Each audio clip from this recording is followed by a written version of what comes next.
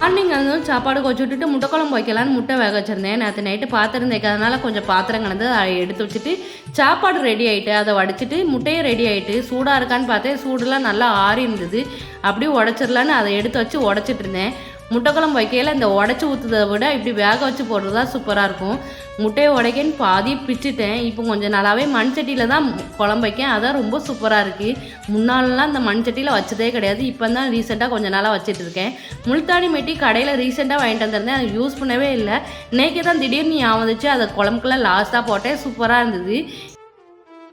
நீங்கள் வச்ச முட்டை குழம்பு மீதி இருந்துச்சு. அதில் ஒரே ஒரு முட்டை மட்டும் இருந்தது. பூரி சுட்டு சாப்பிட்டுக்கலான்னு பூரி மாவு பிசைஞ்சேன். ரொம்ப நாள் ஆனதுனால கொஞ்சம் தண்ணியாக பிசைஞ்சிட்டேன். இருந்தாலும் பரவாயில்லன்னு பூரி சுட்டேன். ஆனால் பூரி ஃபஸ்ட்டு புசு புசுன்னு வரல. ஒரே ஒரு பூரி மட்டும்தான் புசு புசுன்னு வந்துச்சு. எப்படி இருந்தாலும் நம்ம தானே சாப்பிட போகிறோன்னு சொல்லி எல்லா பூரியும் சுட்டு எடுத்துக்கிட்டு ஒரு முட்டை இருந்தது. அதையே நான் ஊற்றி சாப்பிட்டேன். சூப்பராக இருந்தது.